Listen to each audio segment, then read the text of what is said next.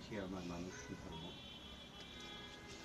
তো আজকে আমরা এসআইটিভির যে আয়োজন, এসআইটিভির পরিচালক শাহরুল ইসলাম রকি এবং তার যে টিম, মিডিয়ার বন্ধুরা, মানবাধিকার নেতৃবৃন্দ, সবাইকে সংগ্রামী সালাম, অভিনন্দন জানাচ্ছি।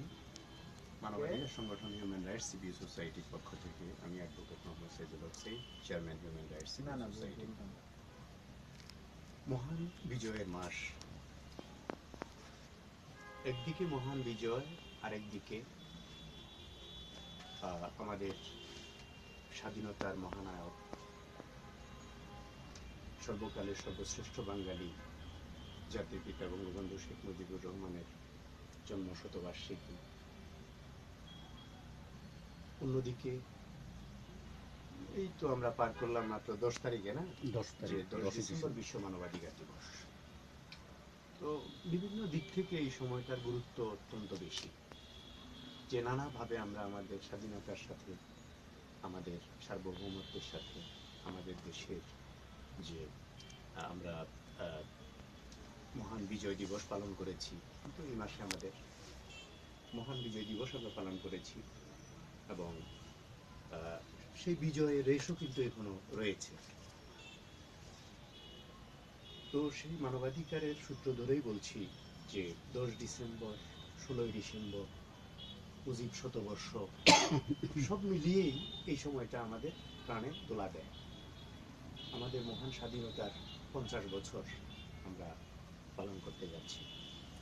তো সেদিক থেকে মোটামুটি আমরা ম্যাচিউর, নাকি 50 বছর স্বাধীনতার, সেদিক থেকে আমরা আমাদের মানবাধিকারকে আমরা সমুন্নত করার ক্ষেত্রে, সর্বস্তরে মানবাধিকার সংরক্ষণ এবং বাস্তবায়নের ক্ষেত্রে আমরা অনেক দূরে গিয়েছি।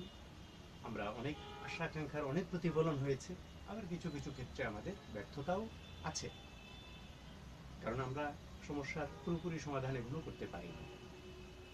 এর জন্য সময়ের আরো দরকার, লোকজনের দরকার, আমাদের মধ্যে সুন্দর মনের অধিকারী হওয়া দরকার। কারণ সমাজে আমাদের ক্ষত অনেক আছে, নির্যাতিত, নিপীড়িত, বঞ্চিত, শোষিত মানুষের সংখ্যা এখনো অনেক বেশি। মানবাধিকার সারা বিশ্বে লঙ্ঘিত হচ্ছে, কিন্তু এই মানবাধিকার লঙ্ঘনের জন্য আমাদের সবাইকেই কাজ করতে হবে, ভালো মানুষদের মধ্যে ঐক্য গড়ে তুলতে হবে। কারণ সমাজে ভালো মানুষের মধ্যে যদি ঐক্যবদ্ধ প্রচেষ্টা থাকে, তাহলে খারাপ মানুষ শুধরে যায়, না হলে পালিয়ে যায়। এটাই অতি বাস্তব কথা। যে যেখানে অ্যাডজাস্ট করতে পারবে না, সে সেখান থেকে চলে যাবে। কিন্তু আমরা এখনো আমাদের ভালো মানুষদেরকে একটা ফোরামে আমরা আনতে পারিনি, বা আমরা ভালো মানুষদের মধ্যে এখনো কিন্তু ঐক্য গড়ে তুলতে পারিনি, কারণ যার যার মতো করে সবাই ব্যস্ত আছে। তো এই স্বাধীনতার সুফল আমরা পেয়েছি, স্বাধীনতার সুফলকে আমাদের কাজে লাগাতে হবে। স্বাধীনতা অর্জন যেমন কঠিন, তেমনি এটা রক্ষা করাও অনেক কঠিন।